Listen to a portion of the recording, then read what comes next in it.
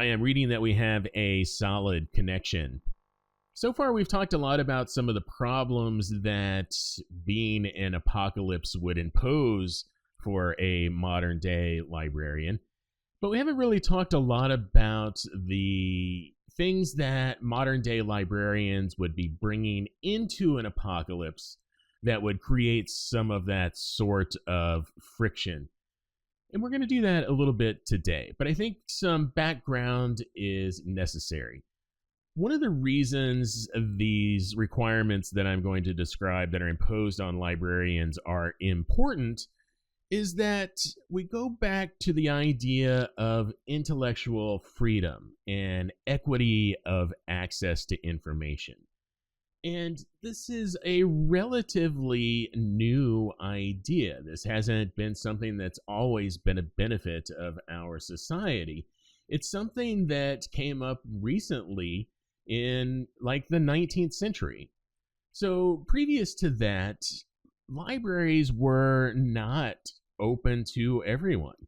If you wanted to access a library, you needed to have a reason to do so or be a member of that library. Benjamin Franklin introduced one of the first paid access libraries, but it really wasn't until about the 1850s that the idea of democratization of libraries with tax-supported funds became a thing. And that's really when people gained the actual right to self-determination, to read what you want, to become what you want, to unlock the secrets of whatever like you want.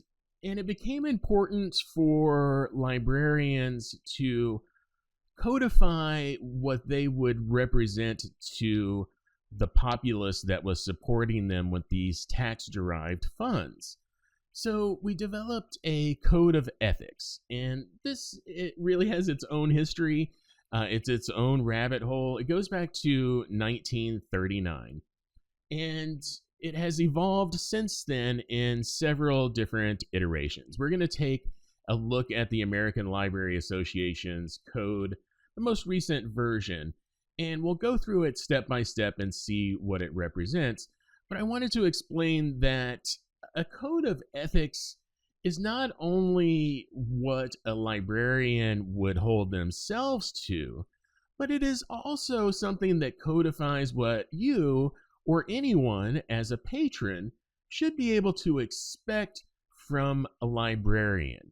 And it's a double-angled promise that librarians seek to uphold and patrons can feel free to expect. Much like the same code of ethics that a doctor might have or a lawyer might have. And we'll run through them here real quick. Explore these as you wish. I'm going to sort of break them down into a very simplified statement or form just for the sake of time, but here they are. Number one, we as librarians are going to do whatever we can to get you the information that you need, no matter who you are. And we are going to do our absolute best to provide answers to questions with accuracy and diligence in vetting those responses. Number two, we want you to be the sole determining factor in what you decide to read, and we are going to defend against any attempt, no matter how small, that would keep you from doing that. Number three, you should have the right to do those things in number one and number two without any persecution from anywhere else. So you should be able to do that with extreme privacy and confidentiality as to the information that you wish to consume. Number four is we'd like to balance intellectual property rights with access to information. Number five is basically we like to do what our mamas taught us. We treat coworkers and other colleagues with respect, fairness, and good faith. Number 6 is we're on the lookout for biases created by private interest. Number 7 is simply we try to remove ourselves from the equation and eliminate personal bias. Number 8, we're committed to self-improvement. If any of these areas are lacking, or if there's some way that we can provide these services better, we want to know about it and we want to learn it. Number 9 is very simply, we believe every human being has a right to have their dignity respected at all times. So these are all very important ideas that you have the right to expect from a librarian, and a librarian is going to strive to provide to you at all times. And you have a right to these as a human being as part of your inherent dignity. However, these are not guaranteed rights. They are the product of our society, and as I mentioned before, really only a recent thing.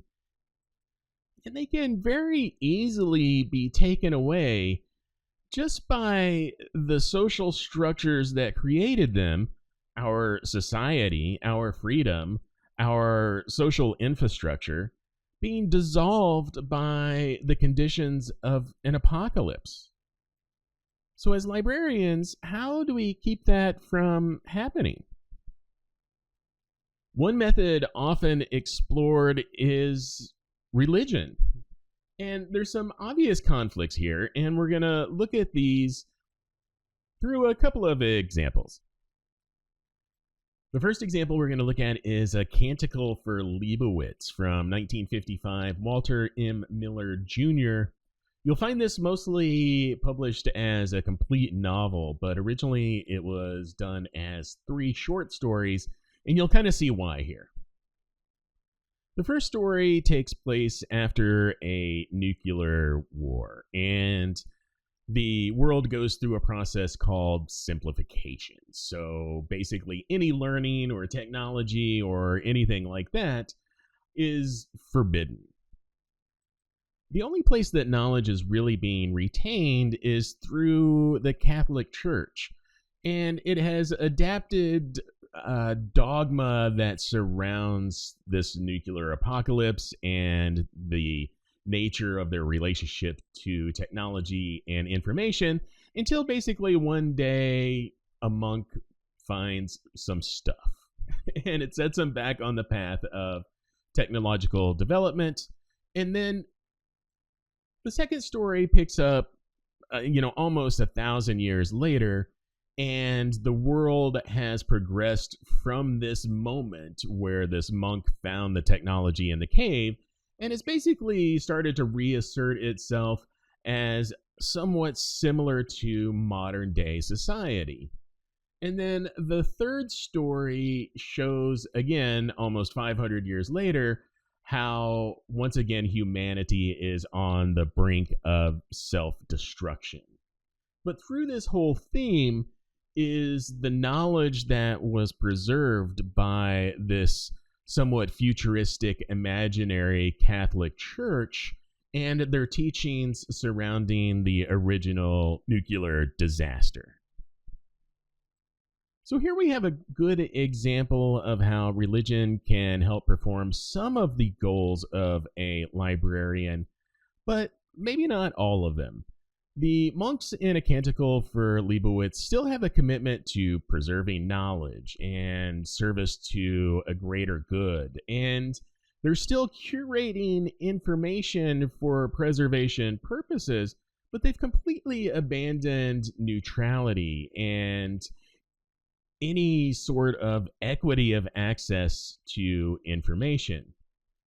But a question does come up that would this cycle be accelerated by equity of access to information and perceived intellectual freedom for everyone?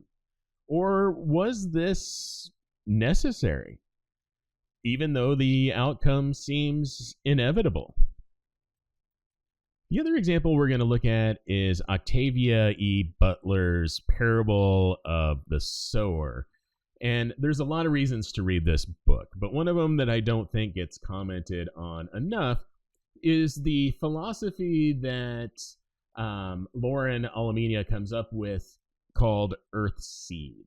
And it's very much in the vein of some of the aspects of modern day librarianship, but it also shares some of the same concerns as Canticle. In a lot of ways, the Earthseed philosophy is more in line with modern day librarianship. In some ways, it's not. Some of the tenets of Earthseed are that people record their own experiences and that knowledge should be preserved for the betterment of mankind, and specifically with the idea of eventually one day taking our place among the stars. And that a key tenet of the philosophy is that God is change, and that you should embrace the change or weather the change or whatever the change requires of you to do. It's very absurdist in a Camus way in some aspects. However, the knowledge that is being preserved is very selective. It is that they feel will move them towards these goals, while eliminating the knowledge that is extraneous and is ubiquitous throughout the remainder of society that doesn't practice Earthseed. And to some extent, that's the right thing to do in this particular universe. But from a modern day librarian standpoint, we are censoring. It is broad censorship of that core group of people that we view to be problematic. So there's a very defined ethical question here that amounts to, is it the right thing to cut off your infected arm? Or something similar as an analogy.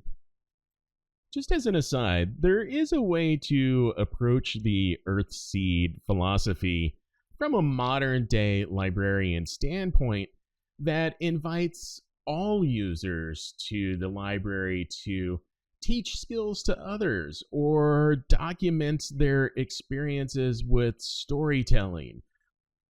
These are all aspects of the Earthseed philosophy that would fit very well with a modern day librarian's code of ethics, as long as they weren't exclusionary.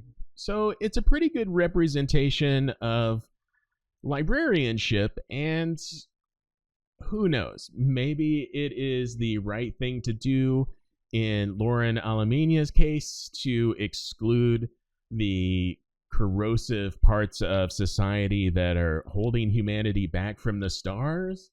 Who knows? But I have a feeling that's a question that is going to get answered. I'm glad we got this time together again. As always, if you enjoy this content, remember to like, subscribe, share, comment. I love feedback. And next time we'll take a look at some imbalancing power structures and how they might affect modern day librarians in an apocalyptic setting.